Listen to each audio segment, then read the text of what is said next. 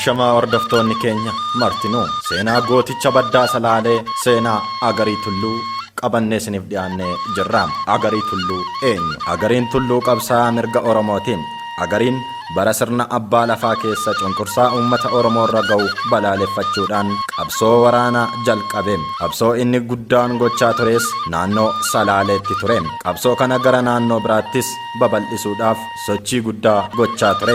Seenaa ijoollummaa gooticha Agarii Tulluu. Agarii Tulluu giddugaleessa Oromiyaa godina Shawaa Kaabaa aanaa Dagam iddoo addaa Leemman Sillaasee jedhamutti bara 1934tti dhalate. Agarii Tulluu diimaa gara magaalaatti aanuu fi dhaabbinni isaa baay'ee gabaabaadha. Yemmuu alaalaa ilaalan nama homaa hin beekne wayii fakkaata. Yeroo baay'ee fuula isaa irraa gammachuu dubbifama. Onneen isaa garuu dhiibbaa ilmaan nafxanyaatiin madooftee jirti. Namoonni isatti dhiyaatan akka raagaa ba'anitti Agariin garraamessa garraamummaan isaa garuu sodaataa isan goone inumaayyuu akka inni hiyyeessaaf falmu baay'ee gargaare. Agarii Tulluu bishaan daakuudhaan yeroo ijoollummaa isaa dabarse.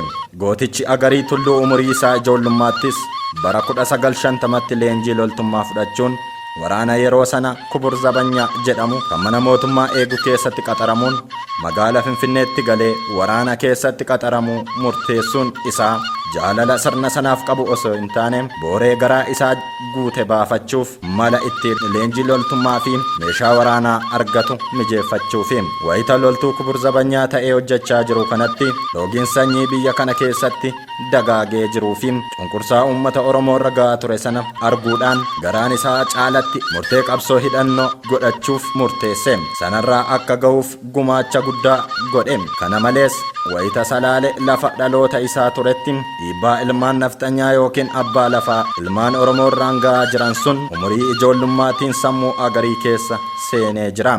Qabsoo gootichi Agarii Tulluu taasise. Wayita loltuu Kubur Zabanyaa ta'uun Finfinneetti tajaajilaa ture sana miseensa waaldaa wal gargaarsa Maccaa fi Tuulamaa ta'uudhaan sochii sabboonummaa Oromoo waaldichaan jalqabame sana keessatti illee qooda fudhachaa akka ture seenaan jireenya isaa irraa mirkaneeffanne jira. Waaldaa kana keessattis Jeneraal Taaddasaa Birruu wajjin wal baree dhimma qabsoo Oromoo irratti illee mari'achaa akka turanii fi Agariin caalatti akka inni murtee jabaa kanarra ga'u godhee jira. Bara 1959 wayita hooggantoonni waaldaa Maccaa fi Tuulamaa mootummaa Haile Sillaaseetiin yakkamanii mana hidhaa galan sanatti Agarii Tulluu immoo hojii loltummaa Kubur Zabanyaa hojjechaa jiru sana dhiisee meeshaa waraanaa hidhatee jiru fudhachuudhaan gara bosona Salaalee ajeele. Tarkaanfii kana fudhachuuf kan isa kakaases cunqursaa uummata Oromoo irra jiru sana hambisuuf karaa nagaa waan hin yaadamneef qabsoo hidhannoo gaggeessuun barbaachisaa ta'uu isaa waan itti amaneef erga qabsoo hidhannoo irratti bobba'ee booda sodaa tokko malee uummataaf fincila diddaa garbummaatiif akka kaka'an barsiisaa ture. Uummanni abbaa lafaa akka hin gabbarree fi abbaan lafaa ammoo uummata irraa irboo akka hin fudhanne kakachiisaa kan ture. Abbaan lafaa ajaja isaa kana fudhachuu dideen tarkaanfii fudhachaa tureen ilmaan nafxanyaa gochi Agarii kun kan isaan aarsee fi kan isaan rifaasise waan ta'eef goonni kun akka waan shiftaa ta'ee fakkeessuudhaan uummata burjaajessuuf yaalan illee gochi isaa amala shiftaa waan hin qabneef uummanni irraa hin fudhanne. Sababni isaas Agariin akka shiftaa qabeenya namaa kan saamu osoo hin taane rakkoo hiyyeessaaf nama falmuu fi qabeenya warra ilmaan nafxanyaa qofa adda baasee nama saamaa ture. Agariin bosona keessa dhokatee kan taa'u osoo hin taane guyyaa saafaa baadiyyaadhaa aga magaalaatti uummata keessa deemee balaa sirni sun uummata Oromoo irraan ga'aa ture sana nama ifatti uummata isaa barsiisaa ooludha. Sababni isaas immoo qabsoo inni gochaa jiru uummata bal'aaf ta'uu uummanni dursee waan hubateef. Agariin uummata Oromoo biratti jaalala guddaa waan horateef mootummaa garboonfataa abbaa irree sanaaf Agarii argachuun lilmoo takkitti tulluu cidii guddaa keessa barbaaduu itti ta'e. Kanarraa ka'uudhaan nama Agarii qabes ta'ee nama Agarii arge mootummaatti himeef labsame. Goonni kun baay'ee abshaala waan ta'eef badhaasni guddaan akka kennamu uummata amansiisaa akka ture inni dubbatama. Fakkeenyaaf bara qabsoo isaa keessatti guyyaa tokko ergamtoonni mootummaa garboonfataa abbaa irree biraa dhufan dhalootaan Oromoo ta'an Agarii qabanii kennuuf akka dhufan waan dursee dhaga'eef galgala bakka isaan jiranitti akkuma tasaa hirra ga'e. Sana booda jarri sun nu ajjeesa jedhanii baay'ee rifatanii inni garuu akka isaan ajjeesuuf hin dhufne itti himee tasgabbeessee sana booda akka na qabuuf yookaan na ajjeesuuf dhuftan dhaga'een dhufe akkanumaan dhamaatan malee ana rasaasni nan ajjeesu jechuudhaan isaan fuuldura dhaabatee rasaasa sobaa kan yeroo kubur zabanyaa ture argatee qawwee isaa keessa galchuudhaan ofitti dhukaasee du'uu dinnaan jarri baay'ee rifatanii itti aansee immoo rasaasa sana qawwee isaa keessa godheem ergamtoonni sun akka itti dhukaasan isaan fuuldura dhaabbatee ergamtoonni sun akka itti dhukaasan ajajee isaan fuuldura dhaabatee haaluma inni ajajeen dabareedhaan itti dhukaasanii garuu agariin omaa hin taane sana booda agariin rasaasni hin dha'u jechuudhaan babal'inaan odeeffame kun immoo sodaa nafxanyoonni agariirraa qaban kan dabalee fi fudhatamni agarii uummata keessatti abullee akka dabalu taasise kabaja guddaas akka argatu ta'e agarii tulluu hordoffiin mootummaan abbaa irree waan itti baay'ateef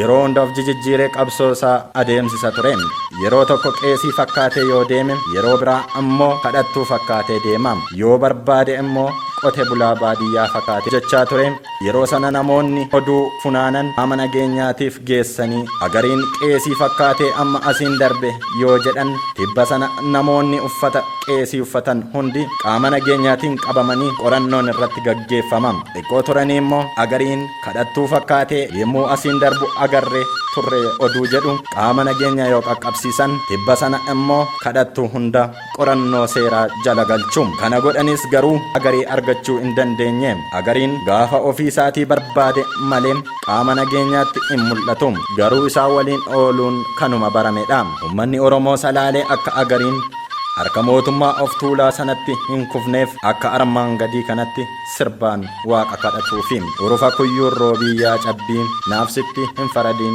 agarii tulluu baasiyaa rabbii gaafa nafxanyoota irratti tarkaanfii fudhachuu barbaade tasa osoo hin taane akka qophaa'an ergatti dhaame ergaa duraan ergatti dhaame dhaqaam fakkeenyaaf guyyaa tokko bulchaa aanaa dagam yeroo sana kan ta'anitti akka dhaqu ergaa itti dhaame guyyaa jedhame yoo ga'u namichi waardiyyoota isaa qabatee meeshaa isaa hidhatee loltoota isaa hidhachiisee dhufaatii agarii eeguutti ka'e osuma eegaa jiru kadhataan uffata baay'ee moofa'ee uffatee kadhachaa deemu tokko mana bulchaa kanaatti goree kadhate hojjettoonni isaa kadhataa kanaaf midhaan kennanii fi nyaachisanii kadhatichis aduun waan itti dhiiteef bakkiin ani deemu immoo bosona keessa darbitii waan ta'eef shiftaan na reebaa akka gooftaan keessan na bulchunaaf kadhadhaa jedheeni hojjettoonnis gooftaa isaanii kadhatanii fi haa buluu achi baaxii manaa jala haa ciisu jedhee eeyyamee fi kadhatichis bakka bulmaatii argatee sana booda dhufaatii agarii eeguu itti fufanii sa'aatiin beellamaa darbus agarii tulluu dhufuu waan dideef tuffii agariif qabu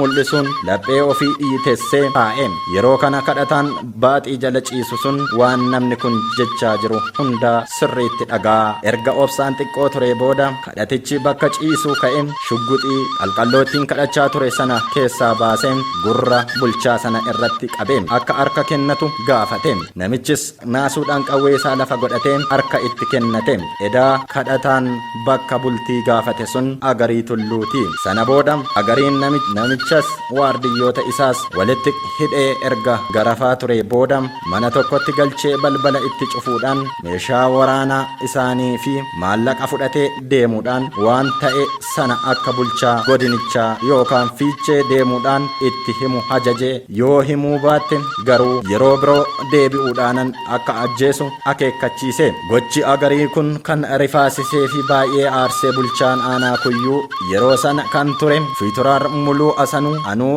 agariinan qaba jedhee dhaadachuudhaan bulchaa godinichaatiif waadaa galeen akka ittiin qabuuf hawwee modooftarii Ameerikaa 5 kennameefi hawween kunis ashkaroota isaatii hiruun barbaacha agariitiif aanaalee kuyyuu warra jaarsoo giraar jaarsoo dagam hidhabuu abootee fi yaayyaa gullallee lafa kana dura agariin keessa socho'uun qabsoo gaggeessaa ture keessa barbaacha baay'ina keessa naannoo lafa dhaloota agarii kan taate bakka leemman sillaasee jedhamuun beekamtutti agarii argatanii itti marsanii sana booda agariin namoota ergamaan isa qabuu dhufan dura dhaabbachuudhaan injifannoo seenaan hin daganne galmeessisuu danda'ees jira namoota qabuu dhufan kan hafan immoo dheessanii gara dhufanitti akka deebi'aniif dirqisiise sana booda ummanni salaalee gootummaa kana dinqisiifachuudhaan akka muluu of fakkeessanii agariidhaaf sirba armaan gadii kana sirbaniifim. Ana irribatu na baasee dabalee guraaraa yaasee burruusee dheeffatu baasee qawwee awraajjaa gachisiisee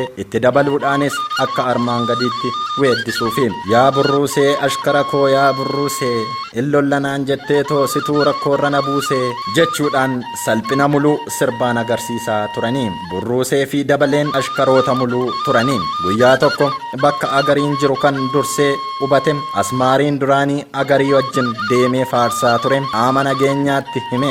Asmaariin kun kan agarii ganeef namni bakka agariin jiru hime lafa gaashaa lamaa fi qarshii 10,000 badhaasa. Baay'inni loltoota sulultaa kaasee aga Salaale ga'utti kan lafa dhiphises ture. Yaa ta'u malee uummanni naannoo sanaa namni tokkoyyuu agarii tulluu dabarsee laachuurra ofumaa dararaa fi gidiraa fudhachuu filate.